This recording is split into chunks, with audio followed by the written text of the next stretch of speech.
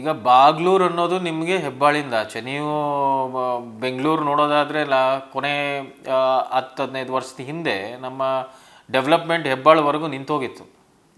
ಹೆಬ್ಬಾಳಿಂದ ಆಚೆ ನಮಗೆ 15 ವರ್ಷದ ಮುಂಚೆ ರಾತ್ರಿ 7 ಗಂಟೆ ಮೇಲೆ ಓಡಾಡಲಿಕ್ಕೂ ಕಷ್ಟ ಆಗ್ತಿತ್ತು. ಈಗ ನಮ್ಮ ಡೆವಲಪ್ಮೆಂಟು ಬೆಂಗಳೂರು ಏರ್ಪೋರ್ಟ್ವರೆಗೂ ಮುಟ್ಟಿದೆ. ಬಾಗ್ಲೂರು ಅನ್ನೋ ಜಾಗ actually it falls in between the airport and Hebbal.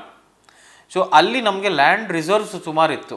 ಮತ್ತು ಯಾರಾದರೂ ಡೆವಲಪರ್ಸು ಡೆವಲಪ್ ಮಾಡೋದಕ್ಕೆ ಹೆಚ್ಚಿಗೆ ಲ್ಯಾಂಡ್ ಸಿಗ್ತಿತ್ತು. ಈಗ ನೀವು ನೋಡೋದಾದರೆ ಭಾರತೀಯ ಸಿಟಿ ಅನ್ನೋದು ಒಂದು 145 ಎಕರೆಯ ಒಂದು ಟೌನ್ಶಿಪ್ ಮಾಡಿದ್ದಾರೆ.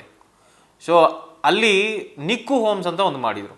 ಅದಕ್ಕೆ ಒಳ್ಳೆ ಟ್ರ್ಯಾಕ್ಷನ್ ಸಿಕ್ತು. ನಿಮಗೆ 1200 ಅಪಾರ್ಟ್ಮೆಂಟ್ 3 ತಿಂಗಳಲ್ಲಿ ಮಾರಿದರು.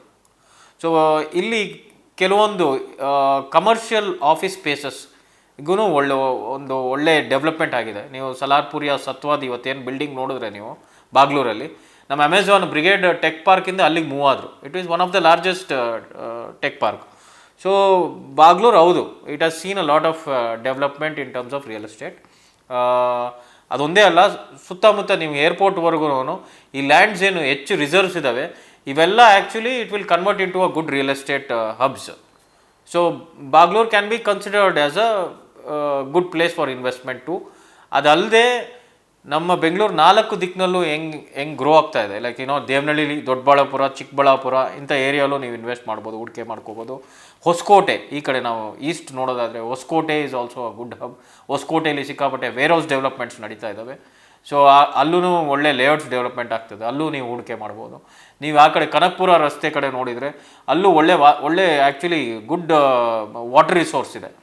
ಸೊ ಒಂದು ಒಳ್ಳೆ ಪ್ರಾಜೆಕ್ಟ್ಸು ಬರ್ತಾ ಇದೆ, ಅಲ್ಲೂ ನೀವು ಹೂಡಿಕೆ ಮಾಡ್ಕೋಬೋದು. ಈ ಕಡೆ ನೆಲಮಂಗಲ ನೋಡೋದಾದರೆ ಅಲ್ಲೂ ಸುಮಾರು ಡೆವಲಪ್ಮೆಂಟ್, ಇಂಡಸ್ಟ್ರಿಯಲ್ ಡೆವಲಪ್ಮೆಂಟ್ಸ್ ಆಗ್ತಿದೆ, ಅಲ್ಲೂ ನೀವು ಮಾಡ್ಬೋದು. ಸೊ ಇದನ್ನು ನಾವು ಪ್ರಿಫರೆನ್ಸಾಗಿ ಕೊಡೋದಾದರೆ ಇವತ್ತು ನನ್ನ ಪ್ರಕಾರ ದೇವನಹಳ್ಳಿ ಏರ್ಪೋರ್ಟ್ ಸುತ್ತಮುತ್ತ ನಿಮ್ಮ ಇನ್ವೆಸ್ಟ್ಮೆಂಟು ಫಸ್ಟ್ ಆಗಿರಬೇಕಾಗತ್ತೆ. So in terms of returns